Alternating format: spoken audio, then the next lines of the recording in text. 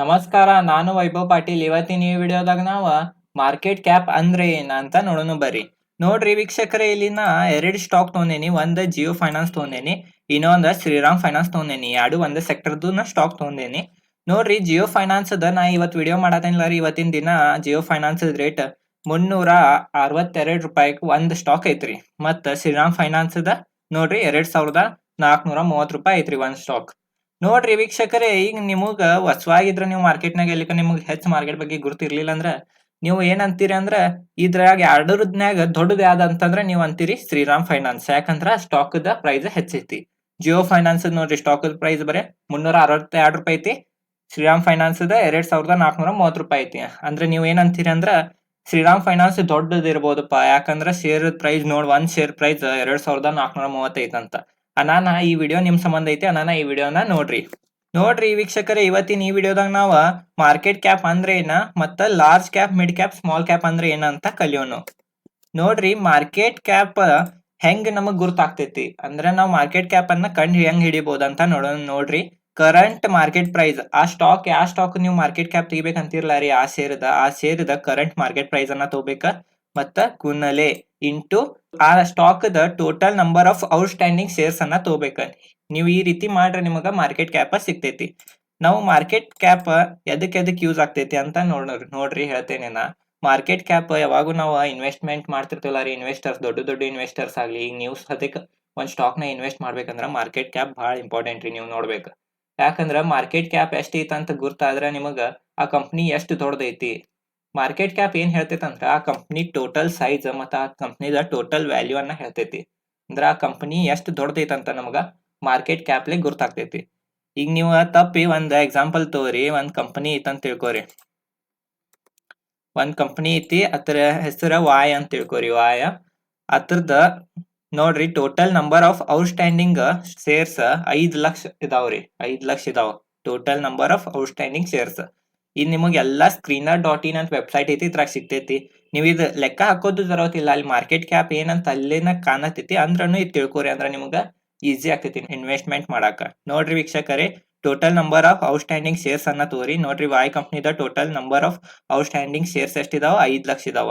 ಮತ್ತ ಆ ವಾಯ್ ಕಂಪ್ನಿದ ಕರೆಂಟ್ ಮಾರ್ಕೆಟ್ ಪ್ರೈಸ್ ಎಷ್ಟ್ ನಡೆದೈತಿ? ₹1,000 ಒಂದ್ ಶೇರ್ ನಡೆದೈತಿ. ನೋಡ್ರಿ, ನಾವ ಈಗ 5 ಲಕ್ಷ ಇಂಟು 1,000 ಮಾಡ್ರ ಎಷ್ಟ್ ರೂಪಾಯಿ ಬಂತ್ರಿ? 50 ಕೋಟಿ. 50 ಕೋಟಿದ ಆ ಕಂಪ್ನಿದ ಇದೈತ್ರಿ ಮಾರ್ಕೆಟ್ ಕ್ಯಾಪ್. ಈಗ ತಪ್ಪಿ ನೀವೇನ್ರಿ ಅದ್ ವಾಯ್ ಕಂಪ್ನಿಯನ್ನ ಬಾಯ್ ಮಾಡಿ ಅದ್ರದ್ ಓನರ್ ಆಗ್ಬೇಕಂದ್ರ ನೀವು 50 ಕೋಟಿ ಕೊಡ್ಬೇಕು.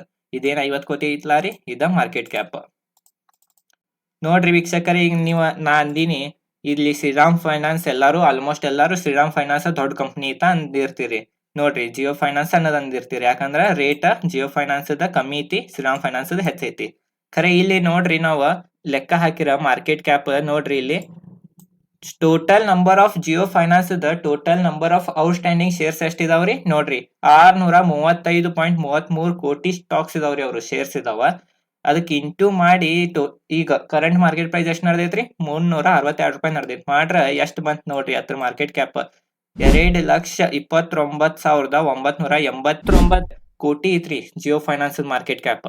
ಇಲ್ಲಿ ಶ್ರೀರಾಮ್ ಫೈನಾನ್ಸ್ ನೋಡ್ರಿ, total number of out standing stocks shares ಎಷ್ಟ್ ಇದಾವಂತ ನೋಡ್ರಿ, 37.57 ಕೋಟಿ ಇದಾವ್ರಿ. ನೋಡ್ರಿ, ಅದ ಜಿಯೋ ಫೈನಾನ್ಸ್ ಎಷ್ಟ್ ಇದಾವ? 635 ಇಲ್ಲಿ ಬರೇ 37 ಕೋಟಿ ಐತಿ.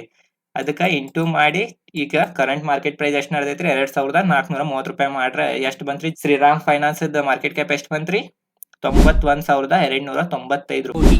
ನೋಡ್ರಿ, ಇಲ್ಲಿ ನಿಮಗ ಗುರ್ತಾತ್ರಿ ಯಾವ ಕಂಪ್ನಿ ದೊಡ್ಡದೈತಂತ. ನೋಡ್ರಿ, ಜಿಯೋ ಫೈನಾನ್ಸ್ ಮಾರ್ಕೆಟ್ ಕ್ಯಾಪ್ ಎಷ್ಟ್ ಐತ್ರಿ? 2,30,000 ಕೋಟಿ ಐತ್ರಿ. ಖರೆ ಅದ ಶ್ರೀರಾಮ್ ಫೈನಾನ್ಸ್ 91,000 ಕೋಟಿ ಐತಿ. ನೋಡ್ರಿ ಎಷ್ಟ್ ದೊಡ್ಡದೈತಿ ಜಿಯೋ ಫೈನಾನ್ಸ್. ನಿಮಗ್ ಇದ್ರಲ್ಲ ಏನ್ ಗೊತ್ತಾಗ್ತೈತಿ ಅಂದ್ರ, ಯಾವ್ದು ಶೇರ್ದ ಅದ್ರ ಪ್ರೈಸ್ ನೋಡಿ ಅದ್ ದೊಡ್ಡದೈತಿ ಅದ್ ಸಣ್ಣದೈತಿ ಅನ್ಬಾರ್ದ. ಯಾವಾಗೂ ನೀವು ಅದ ಕಂಪ್ನಿದ ಮಾರ್ಕೆಟ್ ಕ್ಯಾಪ್ ಅನ್ನ ನೋಡಿ ಗುರ್ತಾ ಹಿಡಿಬೇಕ. ಯಾವ ಕಂಪ್ನಿ ದೊಡ್ಡದೈತಿ, ಯಾವ ಕಂಪ್ನಿ ಸಣ್ಣದೈತಿ. ತಿಳಿತ್ರಿ ವೀಕ್ಷಕರೇ? ಮಾರ್ಕೆಟ್ ಕ್ಯಾಪ್ ಅಂದ್ರ ಇಲ್ಲಿ ನೋಡ್ರಿ, ಮಾರ್ಕೆಟ್ ಕ್ಯಾಪ್ನಾಗ ಮತ್ತ 3 ಕ್ಯಾಟಗರಿ ಇದಾವ. ಒಂದನೇ ಕ್ಯಾಟಗರಿ ಆದ large cap, mid cap, small cap. Large cap ಚಲೋ ದೊಡ್ಡ ಕಂಪ್ನಿ ಇರ್ತಾವ್ರಿ, ಚಲೋ ಇರ್ತಾವ್ರಿ. ಅವ್ರ ಫಂಡಮೆಂಟಲ್ ಆಲ್ಮೋಸ್ಟ್ ಎಲ್ಲಾ ಚಲೋ ಇರ್ತಾವ, ದೊಡ್ಡ ಇರ್ತಾವ. ಮತ್ತ ರಿಸ್ಕ್ ಬಹಳ ಕಮ್ಮಿ ಇರ್ತೈತ್ರಿ ಲಾರ್ಜ್ ಕ್ಯಾಪ್ನಾಗ. ಖರೆ ಗ್ರೋನು ಸ್ಲೋ ಆಗ್ತಾವ, ಖರೆ ಆಗ್ತಾ ಇರ್ತಾವ.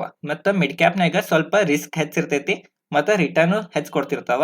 ಮತ್ ಸ್ಮಾಲ್ ಕ್ಯಾಪ್ನಾಗ ರಿಸ್ಕ್ ಹೆಚ್ಚಿರ್ತೈತಿ, ರಿಟರ್ನ್ ಹೆಚ್ಚಿರ್ತೈತಿ. ತಿಳಿತ್ರಿ ವೀಕ್ಷಕರೇ? ಬರ್ರಿ ಈಗ ನೋಡುನು ನಾವು small cap, mid cap stocks ಗಳ ನಾವು ಹೆಂಗ್ ಗುರ್ತು ಹಿಡಿಬಹುದು. ನೋಡ್ರಿ, ಇಲ್ಲಿ ಶೇರ್ ಮಾರ್ಕೆಟ್ನಾಗ ಯಾವ ಶೇರ್ ಲಿಸ್ಟೆಡ್ ಇದಾವಲ್ಲ ರೀ ಸ್ಟಾಕ್ ಮಾರ್ಕೆಟ್ನಾಗ, ಅವಕ್ಕ ಮಾರ್ಕೆಟ್ ಕ್ಯಾಪ್ ದ ರ್ಯಾಂಕಿಂಗ್ ಪ್ರಕಾರನ ನಾವ ರ್ಯಾಂಕ್ ಮಾಡ್ತೇವಿ. ನೋಡ್ರಿ, 1ರಿಂದ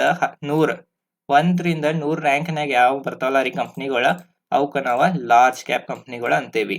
ತಿಳಿತ್ರಿ? ನೀವ್ ಎಕ್ಸಾಂಪಲ್ ತಗೋಬೋದ, ರಿಲಯನ್ಸ್, TCS ಮತ್ತೆ HDFC ಬ್ಯಾಂಕ್, ಇವೆಲ್ಲ ಲಾರ್ಜ್ ಕ್ಯಾಪ್ ಕಂಪ್ನಿ, ಬಹಳ ದೊಡ್ಡ ಕಂಪ್ನಿ ರೀ.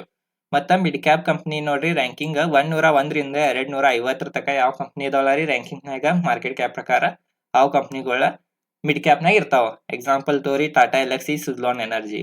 ಆಮ್ಯಾಗ ರ್ಯಾಂಕಿಂಗ್ನಾಗ 251ರಿಂದ ಎಷ್ಟು ಇದಾವಲ್ಲ ರೀ ಸ್ಟಾಕ್ ಮಾರ್ಕೆಟ್ನಾಗ ಕಂಪ್ನಿಗಳು, ಅವೆಲ್ಲ ಸ್ಮಾಲ್ ಕ್ಯಾಪ್ ಕಂಪ್ನಿಗಳು. ತಿಳಿತ್ರಿ? ಎಕ್ಸಾಂಪಲ್ ತೋರಿ, ಇನ್ಫಿಬಿಮ್ ಮತ್ ಎಕ್ಸೆಟ್ರಾ ಭಾಳ ಇದಾವ ಕಂಪ್ನಿಗಳು. ಇವೆಲ್ಲ ನೋಡ್ರಿ ಈ ಪ್ರಕಾರ ನಾವ ರ್ಯಾಂಕಿಂಗ್ ಮಾಡ್ತೇವಿ. ಇಲ್ಲಿ ನಮಗ ಏನ್ ಇದ್ ಮಾರ್ಕೆಟ್ ಕ್ಯಾಪ್ ಯಾಕೆ ಇಂಪಾರ್ಟೆಂಟ್? ಈಗ ಲಾರ್ಜ್ ಕ್ಯಾಪ್ ಅಂದ್ರ ಭಾಳ ಬೆಳೆದಿರ್ತಾವ್ರಿ ಅವ್ ಸ್ಟಾಕ್ಗಳು. ಈಗ ಭಾಳ ಬೆಳೆದಿರ್ತಾವಲ್ಲ ಅವ ಮತ್ ಈಗ ಬೆಳೆಯೋದು ಭಾಳ ಸ್ಲೋ ರೀ. ಅವ ಆಲ್ರೆಡಿ ಭಾಳ ಬೆಳೆದಿರ್ತಾವ, ಬೆಳಿತಾವ, ಅವು ಬೆಳೆಯಂಗಿಲ್ಲ ಅಂತ ಏನಿಲ್ಲ, ಖರೆ ಭಾಳ ಸ್ಲೋ. ಮಿಡ್ ಕ್ಯಾಪ್ ಮತ್ತು ಸ್ಮಾಲ್ ಕ್ಯಾಪ್ ಕಿಂತ ಭಾಳ ಸ್ಲೋ ಬೆಳಿತಾವ. ಮಿಡ್ ಕ್ಯಾಪ್ನಾಗ ಹೆಂಗಂತಂದ್ರ ಫಂಡಮೆಂಟಲ್ ಆಲ್ಮೋಸ್ಟ್ ಎಲ್ಲಾ ಚಲೋ ಇರ್ತೈತಿ, ಇವ್ರ ಕಡೆ ರಿಸರ್ವ್ ಚಲೋ ಇರ್ತೈತಿ, ಎಲ್ಲಾ ರೊಕ್ಕಾನು ಚಲೋ ಇರ್ತೈತಿ, ಖರೆ ಕಂಪನಿ ಸಣ್ಣದ್ ಇರ್ತೈತಿ. ಇವಕ್ಕ ಪೊಟೆನ್ಶಿಯಲ್ ಭಾಳ ಇರ್ತೈತ್ರಿ ಗ್ರೋ ಆಗಾಕ ಮಿಡ್ ಕ್ಯಾಪ್. ಮತ್ತ ಸ್ಮಾಲ್ ಕ್ಯಾಪ್ನಾಗ ಹೆಂಗಂದ್ರ ಸ್ವಲ್ಪ ಫಂಡಮೆಂಟಲ್ ಅಷ್ಟು ಸ್ವಲ್ಪ ಚಲೋ ಇರಂಗಿಲ್ಲ, ಇರ್ತಾವ ಒಂದೊಂದ. ಅವು ಇದ್ದಿದ್ದು ಸ್ಟಾಕ್ ತಗೊಂಡ್ರ ಅವು ಭಾರಿ ಚಲೋ ರೀ.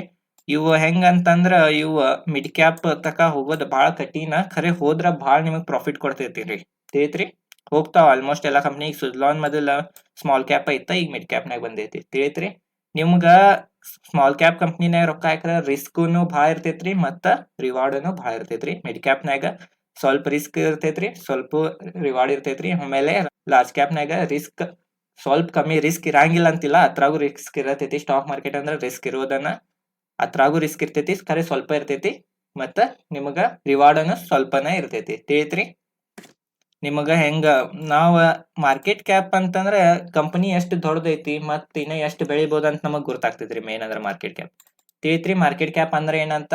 ನೀವು ಮಾರ್ಕೆಟ್ ಕ್ಯಾಪ್ ನಾ ಈ ವಿಡಿಯೋ ಹೇಳೇನಂತ ನೀವು ಬರೇ ಮಾರ್ಕೆಟ್ ಕ್ಯಾಪ್ ಪ್ರಕಾರನ ನೀವು ಸ್ಟಾಕ್ ಗಳನ್ನ ಬೈ ಮಾಡ್ಬೇಡ್ರಿ. ಇನ್ನ ಬಹಳ ಫಂಡಮೆಂಟಲ್ ಪಾಯಿಂಟ್ಸ್ ಇರ್ತಾವ, ಎಲ್ಲಾ ನಾವು ನೋಡಿನ ಒಂದ್ ಸ್ಟಾಕ್ ಪಿಕ್ ಮಾಡ್ಬೇಕಾಗ್ತೈತಿ. ಇದ್ ಒಂದ ಪಾಯಿಂಟ್ ಹಿಡ್ಕೊಂಡ್ ನೀವು ಮತ್ತೆ ಯಾವ್ರೆ ಸ್ಟಾಕ್ ತೊಗೊಳಕ್ ಹೋಗ್ಬೇಡ್ರಿ. ತಿಳಿತ್ರಿ ವೀಕ್ಷಕರೇ? ನಿಮಗ್ ಇದ್ ವಿಡಿಯೋ ಚಲೋ ಅನಿಸ್ತ ವಿಡಿಯೋಗ್ ಲೈಕ್ ಮಾಡ್ರಿ, ಚಾನಲ್ ಸಬ್ಸ್ಕ್ರೈಬ್ ಮಾಡ್ರಿ. ನನ್ನ ಚಾನಲ್ ಮೇಲೆ ಇದೇ ರೀತಿ ಕನ್ನಡನಾಗ ಶೇರ್ ಮಾರ್ಕೆಟ್ ರಿಲೇಟೆಡ್ ವಿಡಿಯೋಗಳು ಹಾಕ್ತಿರ್ತೀನಿ. ಧನ್ಯವಾದಗಳು.